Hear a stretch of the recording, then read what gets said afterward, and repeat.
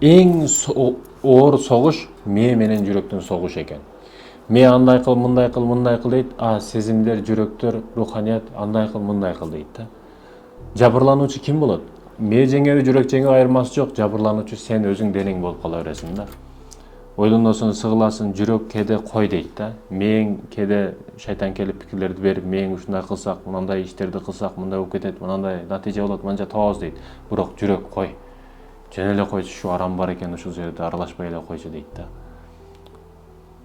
Аны кылсаң да, муну кылсаң да, кайсы бирин кылуу өзүңө коюлган, өзүңдүн каалооң болуп калат. Андан кийинкиси урматтуу мекендешим, бизнес маселесинде дүйнөнүн ар жерине чуркайбыз. Европага, дүйнөнүн ар жерине чуркайбыз. Акча үчүн, акча табуу үчүн. Бирок ошол эле учурда кошунабыз Кытайды караңыз, кандай өнүгүп атат. Не себеп болду? Китеп окуу себеп болду. Сиз китеп окуйсузбу? Сиз китеп окуйсузбу, урматтуу мекендешим? Көп инвестицияны, көп акчаны Кытайга тигип атат көбү. Себеби өнүгө турган мамлекет да, боло турган, болуп кете турган, өтө өнүгө турган деңгээлдеги мамлекет болуп атат. Жоктон бар кыл дейт го. Ошондуктан Кытай маселесине акча тиккен жакшы. Ал жерде үйрөнүш керек, ал жерде мисалы урматтуу мекендешим, бизге мына маалымат келсе, мынандай десе, биз ушундай экен го деп отуруп калабыз да.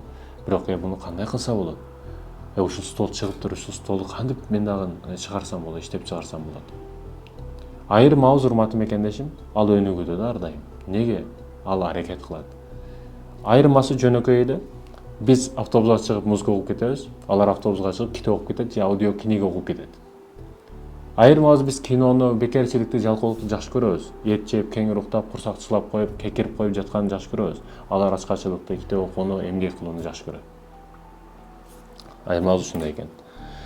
Ал эми урматтуу мекендешим, бакыт издейбиз. Негизги маселебиз бактылуу болууда бул жашоодо. Бактылуу болуш үчүн көбүрөөк акча табыш маанилүү деп түшүнүп калганбыз бүгүн. Ошондуктан жакшы садикке беребиз балдарыбызды. Садиктен чыгып жакшыраак мектепке беребиз. Мектепти бүтүп жакшыраак болсун, башка болсун деп жакшыраак колледж, жакшыраак университет.